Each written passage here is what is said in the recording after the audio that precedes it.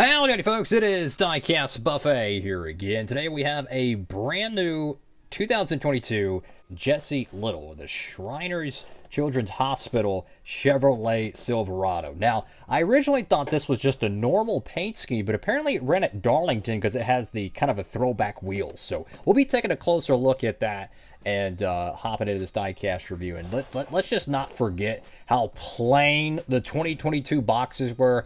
Wow. Are these things plain? So without further ado, let's go ahead and open this thing up. How y'all doing out there, guys? Hope you're having a jolly good time. I do like the box designs for like the actual like design, like the structure, how it opens up like a garage door. I do like that. Go ahead and pull it out there. Boom! There's the die cast. It will be a donor, so if we chip it, it's okay. And pop the top. And onto the rotating base from the stationary base. And here is the paint scheme. Let me tell you, this is actually a pretty cool looking truck. I'm definitely digging the paint scheme with the teal blue and the kind of the dark maroon red. Very, very cool stuff. This is going to be a fun diecast review. I love these obscure, random paint schemes. And without further ado, let's hop into it. Holding this diecast in my hand, the first thing that I always notice with these truck diecasts is how much they actually weigh. Like, I'm not even gonna hold you, bro. Like, the metal, like, on these truck diecasts, even though they're cheaper than the cup cars, they weigh so much more because the entire truck bed is a thick plate of metal. The whole cab, everything about it. The hood doesn't open, so that's solid, thick metal.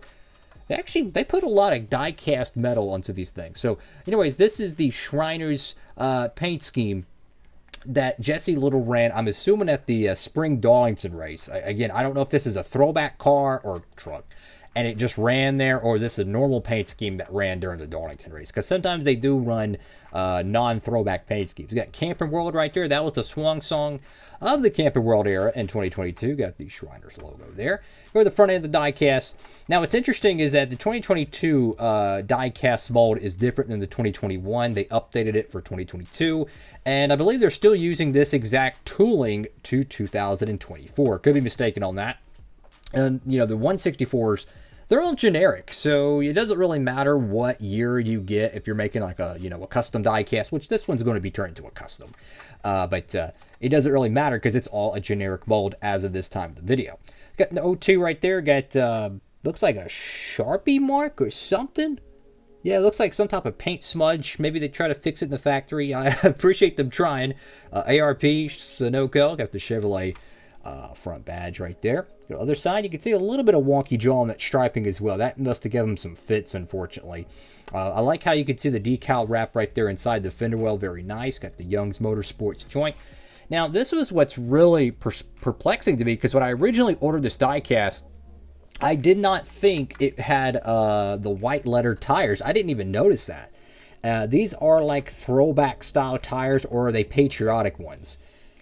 I think they're throwback because I believe the Charlotte weekend has the honor and salutes, or remember and salute, something like that. I think these are just throwback ones, which is pretty cool. But what's perplexing is how they have the NASCAR salutes decal and the NASCAR throwback decal on the same, you know, side panel.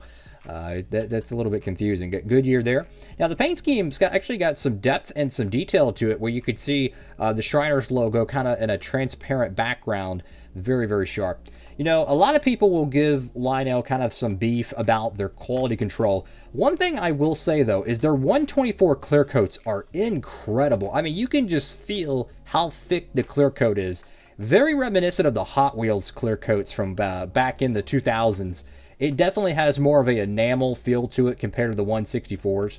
I got Camping World Truck Series there, NASCAR Salutes, Throwback, Cometic, Mobile 1, Hopley E-Fly tilt on Calico Cooks, and whatever the biff that is. Got the cool kind of a West Coast Choppers 02 font there. Got Jesse Little. Chevrolet, Young's Motorsports, Northern Chill. I thought that said chili for a second. I'm like, what the biff? Anyways, you got Circle B right there. That's where I did pick up this diecast. You can too, fellas. Make sure you use promo code Diecastbuffet, guys. You don't have to. It helps you out, save on shipping. Got Ranco.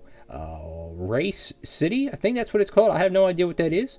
I got Blue Corral. What happened to Golden Corral? We got to go Blue Corral now? What the biff? Shriners Children's there. I got Get Bioethanol. Get Bioethanol. My camera's being kind of derpy right now. It's interesting when you try to focus on certain colors, it changes the temperature of the video. So that's interesting. So you go to the back of it, see how it's like changed more to a blue hue. It's kind of interesting. So you got Celebrating 100 Years. Now, this is kind of one of the bugaboos I don't like when they put the tailgate printing, is because you see Chevrolet, but then you put the decal on top of it, and it's like two words jumbled on one. I wish they would have maybe like put it underneath it or something. Maybe not. I don't know. You got Silverado RST. I will say, though, the tailgates of these trucks look exactly like real trucks because of all that detail. So that is, a plus from that perspective. It is cool seeing the Darlington wheels. I think all the 124s I have, they all have the normal Goodyear yellow wheels, maybe except for my Chase Elliott Charlotte win. I think he had, they might have had the patriotic wheels on that car, because that was the, I think it was a 300-mile race or something like that they ran during the pandemic year. At the top of the diecast, you had the little plastic roof cam. Got the number 02. The roof flaps do not engage. There's only one roof flap, which my memory cannot remember if there's supposed to be two, but there is only one embedded into the truck mold. What's interesting, for those who have never taken one of these trucks apart, the entire bed of the truck, like you see the line right here where my index finger is following, that actually can screw off. There's like 2 screws or 2 rivets, and that can actually pop off and make the entire bed of the truck open. Very fascinating design choice. Got little right there on the back window. You got a pile of logos here. Got Celebrating 100 Years, Shriners Children's. You got Toughco, Vision RV, David's Electric. What the biff is that? Scuttle Tight, something like that. Apex Wireless, Bobo, T-Mobile. What the biff? T-Mobile on a truck diecast? That's pretty cool. Dude, how cool would it be if there was like a T-Mobile paint scheme in NASCAR, like neon pink and like white, or neon pink and black? That would actually be a really cool paint scheme. You could make some dope looking cars, especially if like the neon was glossy and like the black was like matte. Oh, that would be a really cool paint scheme. I'm getting off topic. So anyways, this is a very interesting diecast. I picked it up on the low. It was kind of overproduced, so I'm like, hey, why not? This would be a great donor diecast. Of course, they probably still got a bunch of these at Circle B, so you can check that out if you want. Awesome stuff. I really like the paint scheme. It's a shame a 164 did not get made of this diecast. You know how I feel about that. I believe if you're going to make a 124 scale diecast, it should be required that a 164 has to go with it. I love 164 scales, and yeah. Now, the only bugaboo about the Xfinity and truck diecasts of today is they're essentially a mid-2000s Winter Circle retail line 164, or 124, excuse me, where nothing opens on it. The roof flaps don't open and the hood doesn't open, and it's just a thick, solid casting, and the bottom is all plastic pretty much. But I will say, though, this thing actually has a ton of weight to it. Like, I've held a next-gen 124 scale diecast. I could not believe how lightweight they are. So if you're a collector and you kind of like the heavy diecast, because maybe that's just something you like in your collection, these truck diecasts are still very, very cool in that regard. So thank y'all for watching. Have a blessed one, everybody. I appreciate y'all tuning into this diecast review. And I'm actually surprised. I didn't know this truck had that much detail to it. Because like when you're looking at the diecast from the side, the entire top of the truck like that is kind of covered. I really like the way they did the whole cab and the hood and the bed cover. A lot of logos, a lot of real estate used up. I like it. So that's all for today's video, guys. I hope to catch you in the next one. Diecast Buffet, signing off.